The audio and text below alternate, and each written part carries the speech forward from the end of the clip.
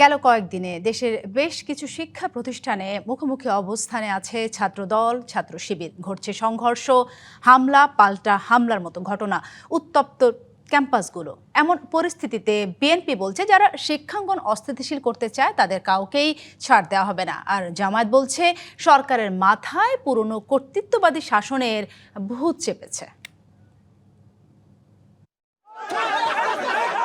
যেখানে শিক্ষার আলো ছড়ানোর কথা সেখানে বারবার ছড়িয়ে পড়ছে উত্তেজনা। বিভিন্ন শিক্ষা প্রতিষ্ঠানে ছাত্রদল ও শিবিরের মুখোমুখি অবস্থান ঘিরে তৈরি হচ্ছে অস্থিরতা, রূপ নিচ্ছে সংঘর্ষে।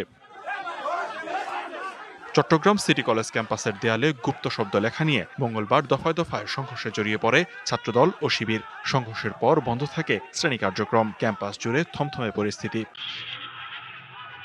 বৃহস্পতিবার পাবনার ঈশ্বরদী সরকারি কলেজে ছাত্রদল ও শিবিরের পাল্টাপাল্টি কর্মসূচি ঘিরে ধাওয়া পাল্টা ধাওয়া ও সংঘর্ষের ঘটনা ঘটে।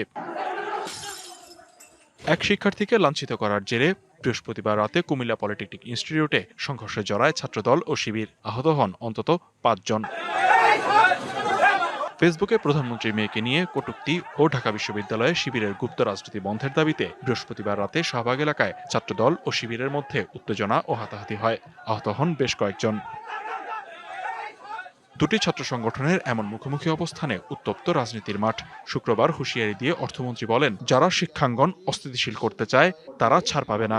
আমরা পরিষ্কারভাবে বলছি, কোনো জায়গায় কোনো দলীয়করণ করার কোনো সুযোগ নেই।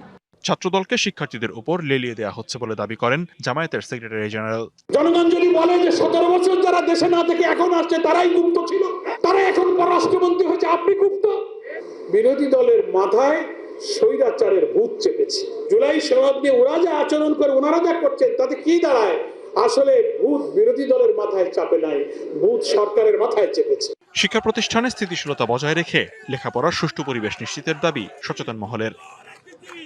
ইখন ভৌমিক, ডিবিসি নিউজ ডেস্ক।